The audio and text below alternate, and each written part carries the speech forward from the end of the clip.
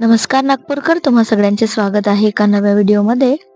तर नागपूरकर, आता आपल्या चारचाकी किंवा दुचाकी वाहनांची फिटनेस आता मशीनद्वारे होणार आहे आणि ही एक नवीन माहिती आहे. मी आज तुमच्या समोर घेऊन आलेली आहे या व्हिडिओमध्ये.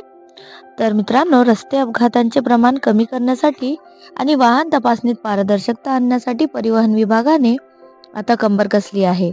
प्रवासी आणि मालवाहतूक वाहनांचे फिटनेस प्रमाणपत्र देण्यासाठी आता प्रादेशिक परिवहन कार्यालयांमध्ये म्हणजेच RTO मध्ये मानवी हस्तक्षेपाऐवजी स्वयंचलित चाचणी केंद्रे म्हणजेच ATC कार्यान्वित होणार आहेत.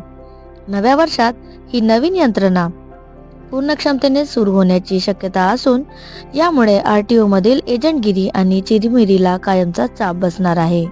प्रवासी आणि मालवाहू वाहनांसाठी फिटनेसचा नियम काय असतो, तर नवीन व्यावसायिक वाहनांना सुरुवातीची 2 वर्षे फिटनेसची गरज नसते. त्यानंतर दर 2 वर्षांनी फिटनेस प्रमाणपत्र नूतनीकरण म्हणजेच अपडेट करावे लागते.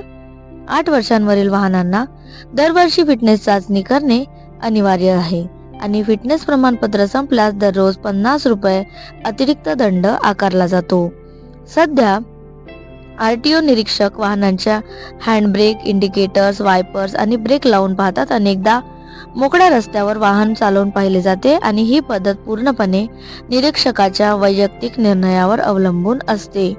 त्यामुळे यामध्ये गडबड होण्याची सुद्धा शक्यता असते. वाहनाच्या तपासणीसाठी आता ट्रॅकची गरज उरणार नाही.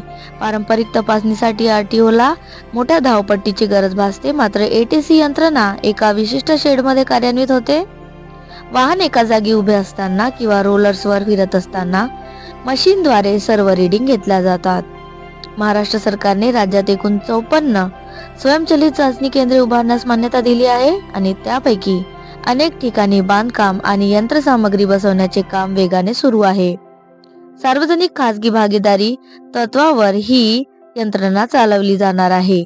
तर मित्रांनो, ATC मध्ये फक्त 6 मिनिटातच वाहनांची तपासणी केली जाते. सध्या RTO मध्ये एका वाहनाच्या फिटनेससाठी आपल्याला तासनतास ताटकळत थांबावे लागते, पण ATC यंत्रणेत वाहन एका टोकाकडून आत शिरले की अवघ्या 6 मिनिटात सर्व तांत्रिक चाचण्या पूर्ण होऊन ते बाहेर पडते. त्यामुळे वेळेचा अपव्यय टळतो. फिटनेस टेस्टमध्ये सध्या ब्रेक टेस्ट, लाईट टेस्ट, प्रदूषण, स्पीडोमीटर, स्टीअरिंग, सस्पेन्शन आणि टायर इत्यादी तपासण्या होतात. तर स्वयंचलित यंत्रणेमुळे भ्रष्टाचाराला वाव उरणार नाही आणि यंत्राद्वारे जनरेट होणारा रिपोर्ट थेट सर्व्हरवर अपलोड होईल. त्यामुळे नापास वाहन पास करणे कोणाच्याही हातात राहणार नाही आणि यामुळे जी चुकीची पद्धत पूर्वीच्या काळी होती ती त्याला चाप बसेल. व्हिडिओ शेवटपर्यंत बघितल्याबद्दल तुमचे खूप खूप धन्यवाद.